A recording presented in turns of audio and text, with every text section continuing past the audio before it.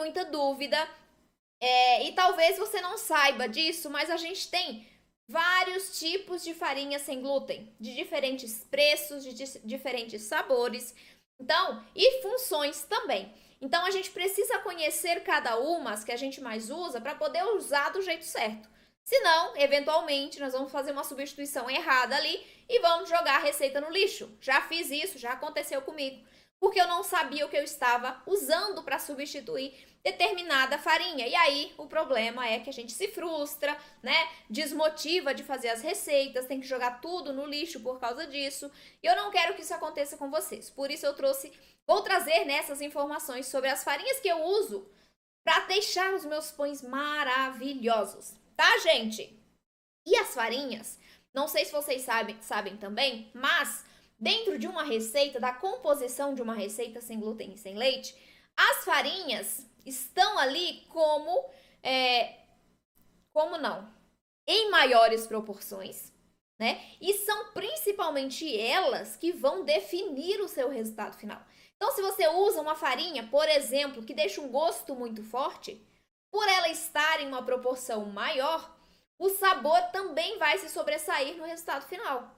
Então, é muito importante a gente entender como usar, quais características cada uma tem para fazer uma combinação, um uso adequado delas nas nossas receitas e assim obtermos um resultado perfeito. Por que que muita gente que faz receita tem resultado seco e duro e esfarela? Porque tem muitas pessoas que usam uma farinha sem glúten para substituir a farinha de trigo. Será que tá certo? Será que funciona? Não, não funciona. Uma farinha só sem glúten não vai conseguir substituir a farinha de trigo em todas as suas características. E aí, para a gente entender melhor quais usar, então, para fazer essa substituição da farinha de trigo, nós precisamos primeiro entender o que é a farinha de trigo, como que ela age em nossas receitas, tá? Então, primeiramente, nós vamos falar sobre a farinha de trigo. O que é a farinha de trigo? É uma farinha que sozinha vai trazer para a massa estrutura, elasticidade, extensibilidade, que é aquela capacidade de se estender, né? De esticar. Então, a gente tem essa característica numa massa com farinha de trigo, que ela estica, você parece um véu, sabe aquele ponto de véu que se chama para alguns tipos de receitas? É quando você estica tanto a massa com farinha de trigo que ela fica quase transparente. Então, a farinha de trigo ela é ótima para isso. Mas aqui a gente não usa. Então, a gente tem que, de algum jeito, trazer essas mesmas características para as nossas receitas usando as nossas farinhas. E eu falei para vocês no início que tem bastante tipos de farinha sem glúten, né? Mas isso não é ruim, pelo contrário, isso é excelente. Por quê? Porque se a gente tem muitas opções, a gente consegue pegar as opções corretas para substituir a farinha de trigo e ter um pão que cresça bem, que fique volumoso, macio, fofinho, que não esfarele e que não fique duro no dia seguinte.